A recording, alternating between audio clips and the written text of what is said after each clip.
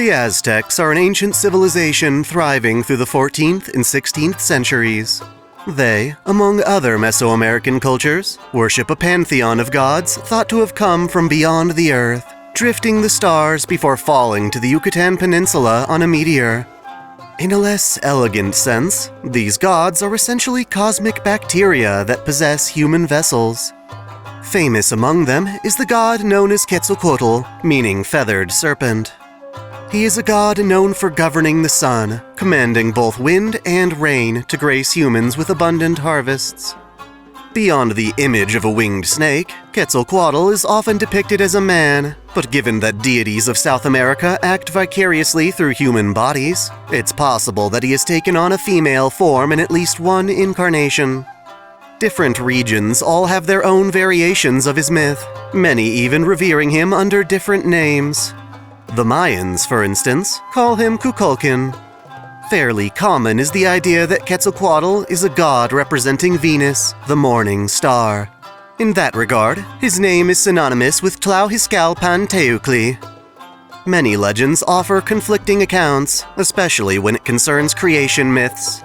In some, Quetzalcoatl is the son of the creator god Ometeotl, and in others the son of the goddess Chimalma, impregnated by an arrow. These accounts pin Quetzalcoatl as responsible for part of the universe's construction. He and his brothers supposedly create the cosmos, fire, and even the Earth's first humans. Famous anecdotes describe Quetzalcoatl's journey to deceive the Lord and Lady of Death to steal sacred bones, as well as discovering maize and bringing it back for humans to grow. Across the various legends, a few definitive traits can be corroborated. Overall, Quetzalcoatl is a gentle god who bestows blessings to his people, guiding them and providing them wisdom. This sort of loving god seems to contradict what conventional sources indicate regarding how Aztecs and Mayans conduct ritualistic sacrifices to honor their gods. At the very least, it seems Quetzalcoatl in particular looks down on such behaviors, deeming them unnecessary. This benevolence happens to breed resentment in his fellow gods, forcing him to take on traits as an aggressive deity of war. In other words, this mostly peaceful deity possesses a more ferocious side. Quetzalcoatl's greatest rival is his own brother, the god Tezcatlipoca, which translates to smoking mirror. Various legends treat the brothers as bitter rivals, spurned on by how Tezcatlipoca is a god of discord who opposes Quetzalcoatl's kindness. Their presumed appearances also vary, but typically, Tezcatlipoca embodies a black jaguar, revered as a guardian spirit called the Nagual. Aztec mythology describes the brothers clashing as common. Their every fight brings an end to one of the 4 epochs of Aztec history. There's a famous anecdote that, during their battles, Quetzalcoatl burned down his own temple just to keep Tezcatlipoca from acquiring its treasures. By the 5th epoch, Tezcatlipoca takes a different approach to their combat. He intoxicates Quetzalcoatl with pulque, an agave-based alcohol. One legend states that this causes Quetzalcoatl to sleep with his own celibate sister, incurring profound shame. It is perhaps more likely that Quetzalcoatl, caught in a drunken stupor, simply lost to his brother in combat, and dealt with that loss by retreating to Venus. Versions of this story even suggest that Quetzalcoatl becomes Venus. With the assumption that Quetzalcoatl has not perished, prophecies circulate regarding his eventual return. Before that can happen, however, the Aztec Empire eventually reaches its end at the hands of Spanish conquistadors. As such, the conquered Aztecs consider the possibility that Quetzalcoatl is in fact supporting the Spanish army, deliberately choosing to bring the Aztecs to their end. In truth, however, Quetzalcoatl's dream is to see humanity flourish and improve. While he has ceased interacting with humans, he is still hoping to witness them prosper. Thus, rather than completely fade into obscurity, Quetzalcoatl is recorded into the throne of heroes. Heroic spirits can be summoned into any era, but the most significant time for Quetzalcoatl happens to be during the heart of Mesopotamian culture. More specifically, it is when King Gilgamesh returns to his people a changed man, having tragically experienced the loss of his dear friend Enkidu. This era becomes a target for the demon god hive mind Getia, a critical part of his effort to incinerate human history. The age is wrapped in chaos due to the interference of a holy grail and the sudden revival of Mesopotamia's mother goddess, Tiamat, a beast of humanity. Along with this, the grail's influence causes servants to be summoned across the land. As a result, Quetzalcoatl is spontaneously summoned, this time into the body of a beautiful woman. The sudden shift in appearance is inspired by the image of Venus, most commonly associated with the Greek goddess Aphrodite. Thus, the once beloved male deity takes on a woman's form, behaving like a strict yet caring older sister to humans. With what freedom she has as a rider-class servant, she aims to protect humanity in her own way. It is rare for divine spirits to be summoned from the throne, as their divinity is too powerful to contain within a saint graph. To overcome this, divine spirits often limit their divinity by possessing a human host. The result is called a pseudo-servant. Quetzalcoatl, however, has always possessed a human body, circumventing the need to limit her divinity. In that regard, it is more accurate to say that the one summoned happens to be the host and not the goddess directly. It is akin to the Japanese concept of bunrei, in which parts of a divine spirit manifest independently. Remarkably, she is not the only goddess summoned to this Babylonian singularity. Ereshkigal, the Sumerian goddess of the underworld, is summoned by a priestess in the body of a Japanese girl. More dangerous is Medusa, the Greek goddess who manifests in the era when her monstrous form as the Gorgon splits from the rest of her divinity. In the chaos unfolding in this land, these three goddesses form an alliance, a ceasefire of sorts that prevents them from interfering with each other. While the Alliance's open goal is to destroy humanity, Quetzalcoatl joins in order to protect humans as she did once before. As a member of the Three Goddess Alliance, she can keep the other two goddesses out of her territory.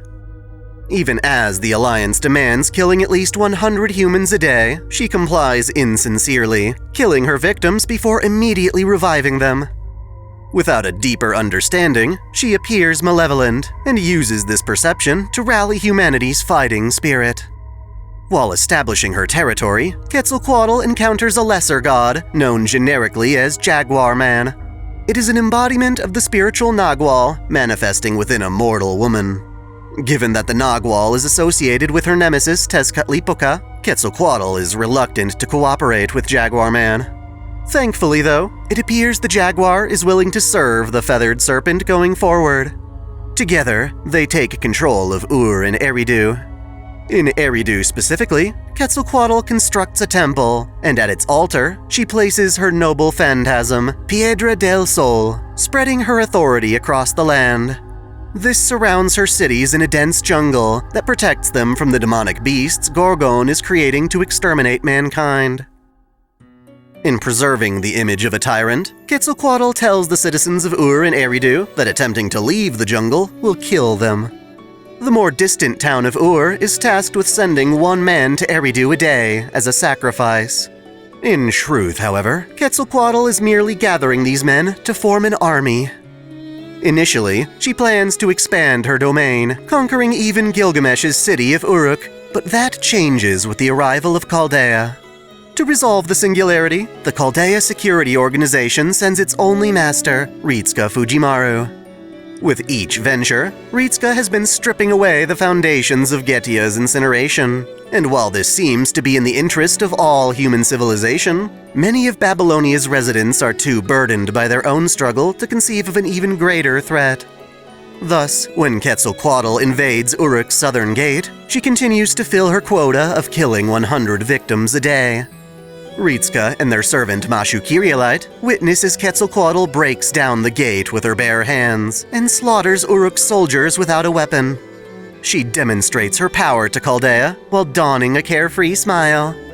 In good spirits, she introduces herself before flying back to Eridu on one of her Quetzalcoatlis, a kind of pterosaur from which she claims her status as a rider. Indeed, while Quetzalcoatl is a rider-class servant, her main form of combat comes from an obsession with lucha libre wrestling. During a less significant summoning, she had the pleasure of experiencing this martial art, and it left such a profound impression on her that it imprinted on her recording in the Throne of Heroes. Luchadores performing their aerial attacks looked like they were flying free, as though they had wings. Deeply touched by their fighting, especially by the luchador Místico, Quetzalcoatl learned the ways of a luchadora and continues to fight as such as a heroic spirit. The only time she deviates from wrestling is when she wields her macana, a blunt sword of sorts. Even then, she uses it in conjunction with lucha techniques. In addition, her strength is greatly influenced by her divinity. As a goddess of many phenomena, from the sun, fire, and bountiful harvests, she also has a number of divine abilities. This is why she is able to revive those she kills in battle. She possesses 3 different noble phantasms. First, there is Piedra del Sol, the sunstone that she placed in Eridu. It is the megalith of the ancient Aztecs, the famous Aztec calendar thought to show all of the world's history. So long as it remains erect, Quetzalcoatl gains the ability to conjure intense solar winds. Second is her winged serpent, the Quetzalcoatlus. While she commands a number of Cretaceous-era pterosaurs, her lead mount is actually a phantasmal species, far stronger than what actually existed historically. By invoking its true name, Quetzalcoatl can unleash tremendous lightning, wind, and rain. Third is Xiuhcoatl, flame, burn the gods to ashes. By reenacting the great fires that torched her own temple, she is able to blanket her enemies in flames. These flames prevent their victims from invoking the full strength of their noble phantasms. Combined with her lucha libre style, Quetzalcoatl uses the flames as an opportunity to perform the Ultimo Tope Patada, an aerial strike from 1,000 meters above ground. Either through a kick or a pile driver, she crashes down with a force akin to the meteor that wiped out the dinosaurs. All of these attacks, while they require substantial mana, are capable of felling entire cities at a time. Surely, these abilities are intimidating enough that Ritzka's party cannot simply leave her be. They travel to Eridu and confront Quetzalcoatl at her temple. She declares that, contrary to the Alliance's goal, she intends to coexist with humans. Given that this singularity is so harsh and dangerous, however, she can only do so by forcing humans to become strong enough to survive. Under her rule, humans will prevail, but they will likely never find peace. Giving Ritzka a chance to fight back, she challenges them to destroy her sunstone. She battles with Ritzka's servants, holding them off all on her own as Ritzka reaches the temple's altar. Ritzka, choosing to believe in Quetzalcoatl's love for humanity, decides not to destroy the stone and instead demonstrates resolve by performing a plancha from high in the air. In a leap of faith, Ritzka plummets to the ground, but thankfully, Quetzalcoatl is impressed by this act and catches them. She gives up on trying to rule over Mesopotamia, instead joining Ritzka's effort to defeat the other goddesses. Their greatest threat is the monstrous Gorgon, who plans to invade Uruk with an army of demonic beasts. Her lair is protected by a blood fort, preventing anyone from attacking her before her army is complete. Thankfully, there is an artifact capable of shattering this barrier, known as the Axe of Marduk. In Mesopotamia's past, Marduk was a divine king who fought against Tiamat's children. His gigantic axe happens to remain stuck in the ground at Eridu. Quetzalcoatl, with her massive strength, is capable of throwing the axe all the way from Uruk to the Blood Fort.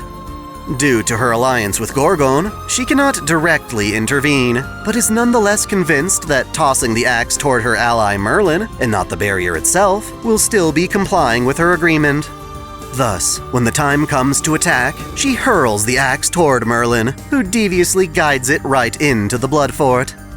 Trying to sneak by on a loophole like this fails, however. The moment the barrier is destroyed, Quetzalcoatl's betrayal is punished through a dramatic reduction in her divinity. Regardless, it is worthwhile, as it allows Ritzka to reach and slay Gorgon. This is a wonderful achievement, but sadly it only gives way to awakening the real Tiamat. Quetzalcoatl knew Gorgon was only pretending to be the primordial mother, but kept it a secret so that humans would fight her in full force. Tiamat herself is on an entirely different level. When emerging in her colossal body, her only weakness appears to be her thin legs. They rely on the chaos tide beneath her to support her weight, so if the chaos tide is parted, she will collapse. Luckily, Quetzalcoatl still has access to her noble phantasm, Piedra del Sol, because Ritska refused to destroy it. Thus, she uses solar winds to incinerate the tide around Tiamat. However, what should have been a victory turns into a nightmare when, rather than collapsing, Tiamat begins to fly using her horns.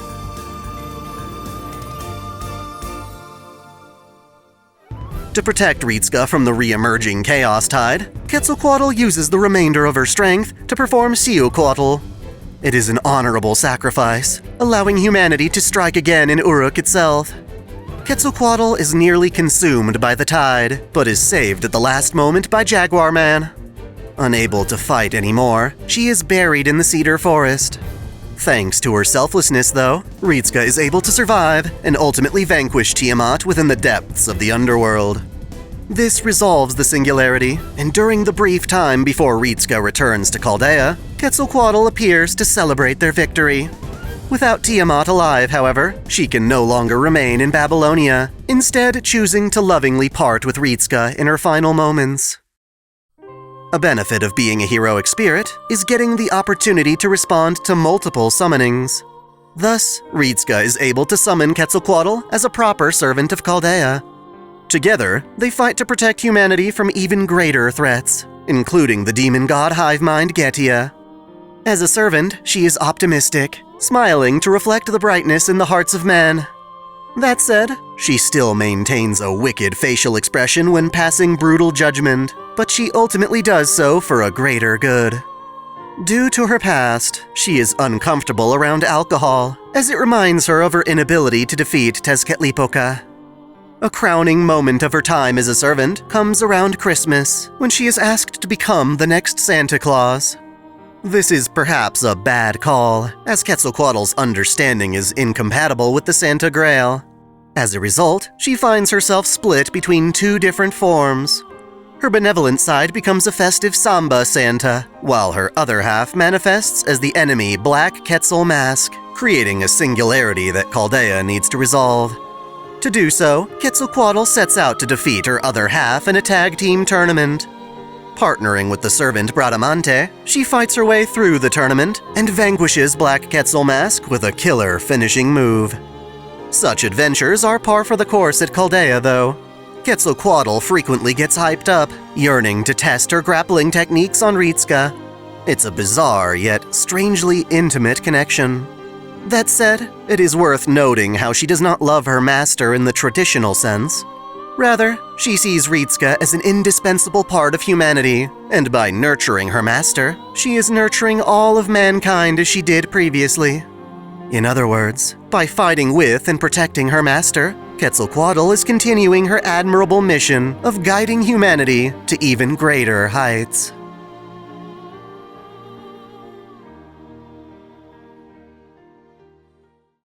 Before I go ahead and roll the credits, I want to give a special shout out to all my $10 and up supporters. Video Gamer 75, Stephen Elak, Samuel Gersten, Otaku Mom, Jens Bauman, Mystic Samurai 1983, Freebrick, RNG or Shuffles 1498, Alexis Yukio Gomez Yamato, Johnny Tsunami, Link Pendrago, Bricken, Caitlin P, Vladimir Rovna, Succubus Sakura, and SF Giants fan Mike.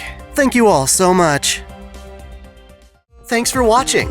If you enjoy this channel, help us grow by liking, commenting, sharing the video, subscribing to OtakuDaiKun, and most of all, smashing that notification bell so you don't miss out on all of our anime discussion, lore, or Let's Play content. You can support us directly through Patreon, Subscribestar, or our YouTube membership, all of which come with benefits like exclusive vids and early access.